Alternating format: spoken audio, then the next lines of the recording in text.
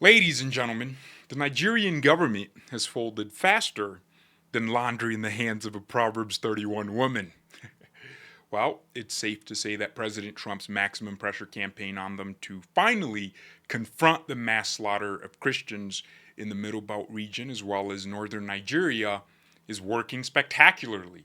It's interesting because before, the Nigerian government would tell the world and its own citizens that these killings aren't intentional, they're random. It's just herdsmen versus farmers. Has nothing to do with their religion, even though most of the people dying are Christian, and the people doing the killing are Islamic. It has nothing to do with religion. They're random killings. It's not terrorism, it's banditry. It's only kidnappings. It's not mass slaughter, it's just occasional deaths of a lot of people. Deaths happen everywhere. Even in America, deaths happen. That's what they'd say. But now they're singing a completely different song. My gosh, are they sounding completely different now? I'm sitting down for this video because it's a very important video and I feel I need to collect my thoughts. And standing up, I'm all over the place, but now I'm seated here. There's going to be a lot in this video.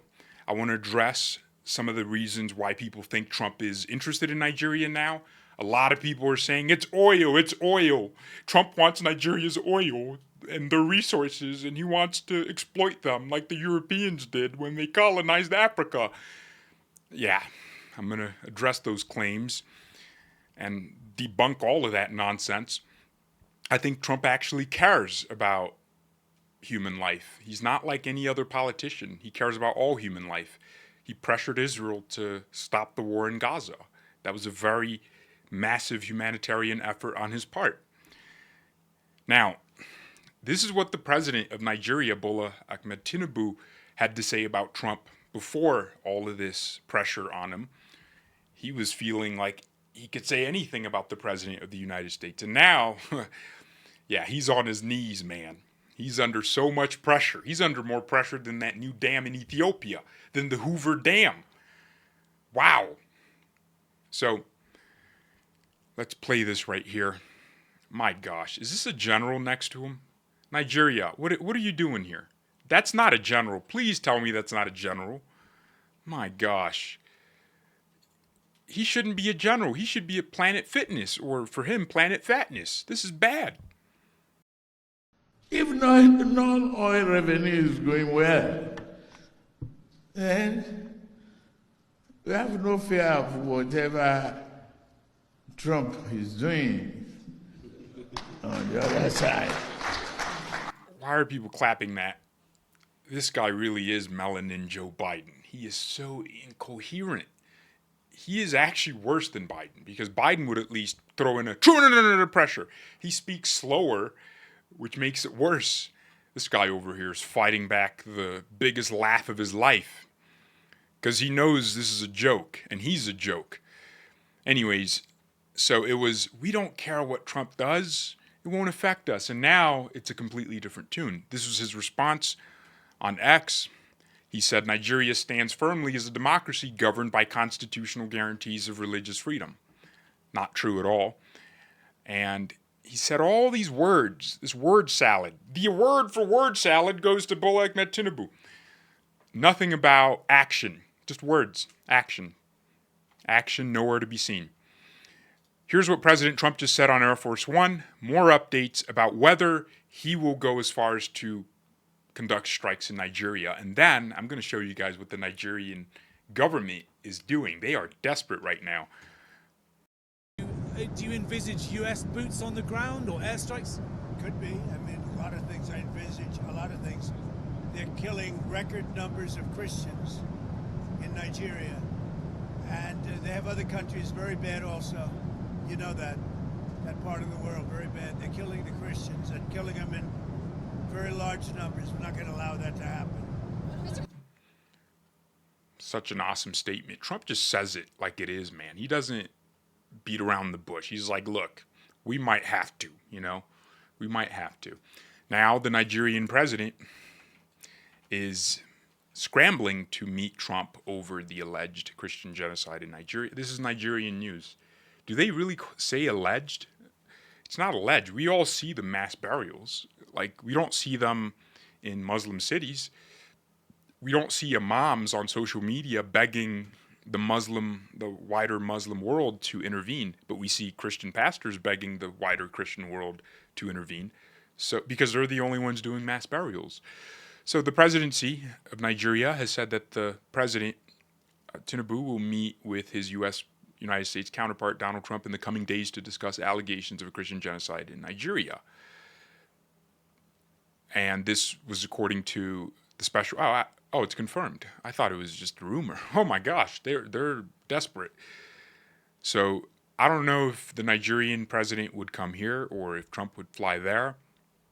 President Trump has assisted Nigeria a lot by authorizing the sale of arms, and President Tinubu has adequately utilized that opportunity in the fight against terrorism with massive results to show massive results. What a liar. I hope, God, I hope President Trump does what to Tinubu what he did to the president of South Africa, just shows him the videos of these mass burials, because there's no disputing that. You know, if he thinks he's going to come to the Oval Office or anywhere they meet and back check Trump, he's in for a lot. And trust me, he's going to be wrong. But here's what the Nigerian army is doing, right? They are suddenly releasing posts about operations against terrorists, and they're calling them terrorists. They're talking about rescuing kidnapped victims. They're appearing to do something. I don't know if they're actually doing work, but Nigerians in the comments they're talking about it, right? Someone said propaganda finish us in this country. Like, people are like, what are you talking about? Now you seem to care. There were some comments in this one that really, so this is another operation, right? After Trump's tweet on Truth Social, or his Truth Social post, and then this person said, America, we will invade Nigeria. And then Nigerian army, every 2 hours, press release, Operation Python, Operation Tiger, Operation Tortoise. This is funny. Interesting timing, this person says. The moment international pressure and sanctions hit, the Nigerian army suddenly remembers how to call terrorists, not bandits or unknown gunmen. Accountability really does change vocabulary. Kudos to our soldiers on the front line. Yeah, that is interesting, right? Very, very interesting. Okay, so that's your update about what's going on. The Nigerian government is scrambling to show Trump and the world that they are serious about doing something, which is good. Let's talk about why Trump is interested in Nigeria, because I've heard a lot of different theories. People say that, actually, I've only heard one theory, that he's after Nigeria's resources, particularly their massive oil reserves. That couldn't be further from the truth. Now, here's what's important. When people say the U.S. wants oil from somewhere, they're confused. A lot of people don't realize the United States is already the world's top oil producer by a very large margin. We produce more barrels of oil, we drill more barrels of oil than anyone else in the world. We have massive reserves in Alaska. We have undiscovered reserves. Quite frankly, this country could go for hundreds of years with the reserves we still have intact. We have sophisticated refineries. We can refine anything. So when people say America wants to siphon resources from Nigeria, they don't really understand the context they're saying that in. If it's true that the U.S. is after Nigeria's oil resources, here's what that looks like. It looks like us going in, installing a favorable regime that will allow American companies to come in and set up refineries and sell their oil, and then America profits because those companies are American and they pay taxes to the U.S. government. That's all that would mean, because it doesn't mean we take Nigeria's oil as our own and use it. No, we already produce more than enough oil in this country. We actually have a strategic reserve, left oil that we have decided to store in case of an emergency. In case prices are too high, we empty the reserve to lower the prices at home. So we are not short for oil domestically in terms of what we need to consume here. But sure, the United States would like American companies to, have oil activities across the world, Venezuela, all these other countries. But Nigeria just doesn't make any strategic sense. One, Nigeria and the United States are fairly aligned on a lot of things, culturally as well. Now, I'd say half of Nigeria is culturally aligned because half of them are Christian. They're gonna have closer views to the Americans than the Hausas or any other groups in Nigeria that are not Christian. So the point I'm making here is there's really no contention that like between the US and Nigeria. There's no diplomatic heat. We send foreign aid to Nigeria. They're not like Venezuela where we've sanctioned the heck out of them. No, they're not. Or Iran for that matter. Iran has a lot of oil and you don't see us like doing anything other than sanctioning their officials. You're not seeing us like topple their regime. Not at least not in the Trump administration. That is a no. Trump has said it. No, we don't want that. So logistically, it's impossible for us to be interested in Nigeria in that way because the Nigerian people are not our enemies in that sense. Also, Nigeria already has its own oil production and refining and drilling industry. It's a pretty significant industry. They're going to have the largest production facility refinery in the world. The one they have right now is able to output 650,000 barrels of oil a day. In 3 years, they're going to expand it, spend $20 billion to do so, which creates a lot of jobs. So I credit Aliko Dangote, the richest black man in the world, for doing that. He's not the richest African because that's Elon Musk. Elon is literally African American. But his refinery is going to be reaching 1.4 billion barrels produced daily in Nigeria. That's going to make them, that one refinery, the single largest in terms of production capacity.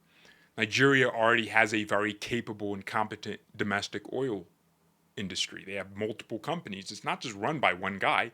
They have multiple companies. The government also has its own refineries. So it's illogical to imagine that U.S. companies can come in and just take over operations. That's not how that works. Secondly, when people talk about Nigeria's resources and Trump wanting to exploit Nigeria, let me ask you guys a very important question. I hope I debunk the oil thing because it's just illogical to me. It makes no sense. Let me ask you guys a very important question.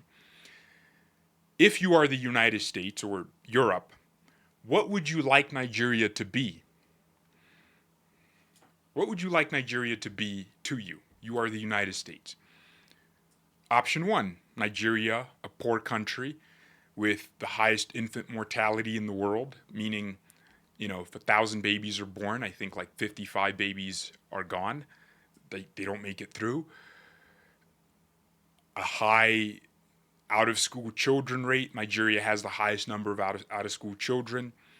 They have a lot of division. Like, the country is dysfunctional because of bad leadership and bad policies.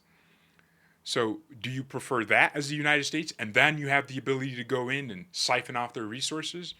Or would you prefer a very rich Nigeria, a country where a significant middle class exists, millions of Nigerians lifted out of poverty and are capable of commanding vast economic power? Is that what you prefer?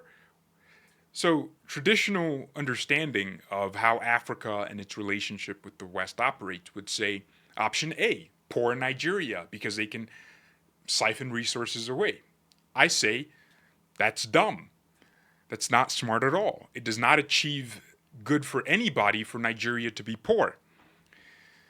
Why do you think the US and Europe and the rest of the world has spent $1 trillion in foreign aid in Africa in the last 50 years? Why do you think that is? It's not because they were using the foreign aid to keep Africa down.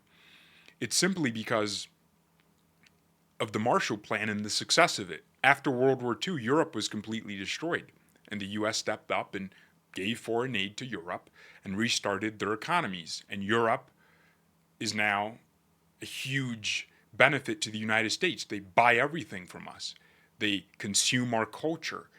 They hedge, or we use them to hedge against Russia and China and all these other powers that would be threats to American supremacy. So we literally just artificially built Europe to be our allies, and now They are countries that stand on their own 2 feet, and they are able to make deals with us, and we make business with them. The reason we were interested in rebuilding Europe is because of the security umbrella that we would create by having as many countries in our coalition as possible, or coalition against the Soviet Union. So that's why we sent so much money in foreign aid to Europe to rebuild it, and I think it was a great plan. Now, in Africa, we thought, the Americans, the West, that the same thing would happen. We would send money to NGOs in Africa, and that money to governments as well, and that money would be used to build infrastructure and improve the African continent. It did not do so because, as it turns out, when you send money to politicians in a country that is coming out of colonialism, you just make the politician rich. They'll take a majority of the money, embezzle funds, and give the citizens the bare minimum. Give them some bags of rice or something. So I think the foreign aid complex was destructive, but it started off with good intentions because they wanted to make Africa rich. Why would they want that, you might ask? Why would the United States want a Nigeria that's rich or an African continent that's rich? What is the number one goal of capital? It's to grow and to return an investment. So you put capital into a project, into an investment fund, and you expect the investment fund to grow your initial money, and that difference between your initial investment and the new money you make is called profit. So you want growth and profit. Okay. Capitalism. The United States is a capitalism country. It's a country run by capitalism. Now, we have crony corporations, and we do have a thing where crony capitalism exists, but for the most part, we are a capitalist country. So ask yourself this. If the goal of capital is to keep growing forever, and that's the only way, or capitalism, if a capitalist economy needs to keep growing forever, does it benefit it that a continent with billions or hundreds of millions of people in it, I think there's 1.4 billion people, over a billion people at least, right? Does it benefit capitalism for those people to be incapable of buying your products? Or would it be better if they were all somewhat financially capable to buy your products? Don't you think McDonald's would like to open 50 franchises in Lagos, Nigeria? They'd love to, but the people don't have enough money to be spending on junk food. Capitalism is about consumerism. They have to create consumers. Capitalists know that consumers must exist in order for them to have more profits. So they are actually interested in the prosperity of Africa, and they thought foreign aid would get it. It didn't work. And I think Africans are the only people who can create prosperity for themselves, right? Is that true or false? So what benefit would it be to the United States if Nigeria is poor and they can siphon resources away, which has never really happened in the way people think, over a Nigeria that's wealthy and is a trading partner? You know how much the U.S. would love to be trading with Nigeria, where it's like $1 trillion in trade activity every year. But Nigeria's GDP is not even $1 trillion. And that's what I'm talking about.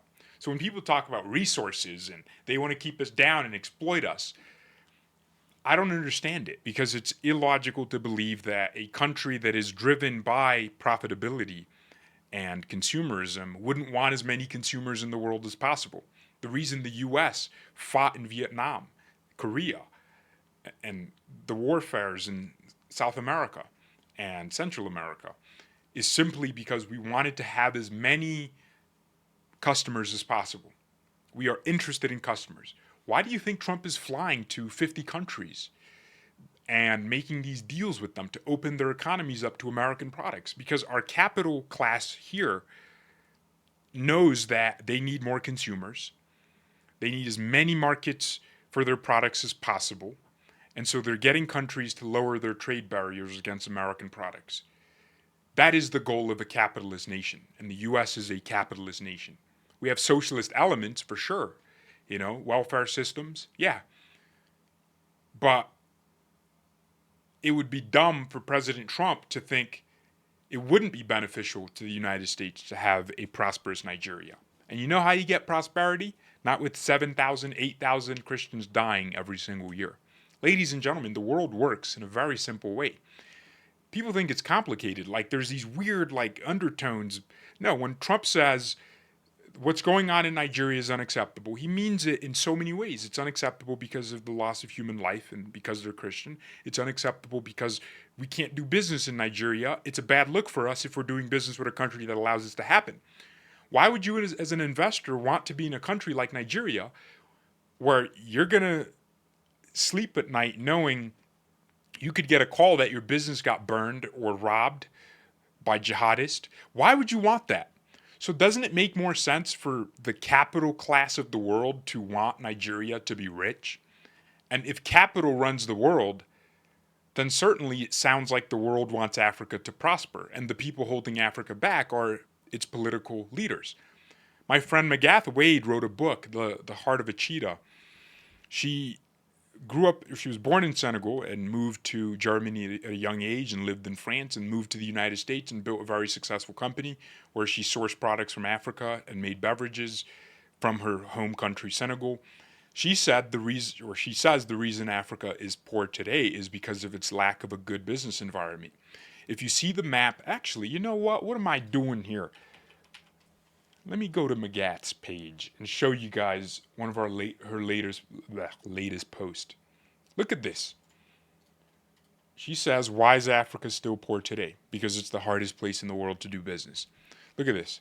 Look at the easiest places in the world to do business. The United States tops that list. Scandinavia, which Democrats say it's the socialist, paradise, utopia. Yet they have easy, lax business policies that allow entrepreneurship and not state ownership. Socialism is what the African founding fathers, right? The revolutionary leaders, Julius Nyerere, and these guys, it's what they decided to go and build their countries off of, because at the time they were gaining their independence, the Cold War was happening.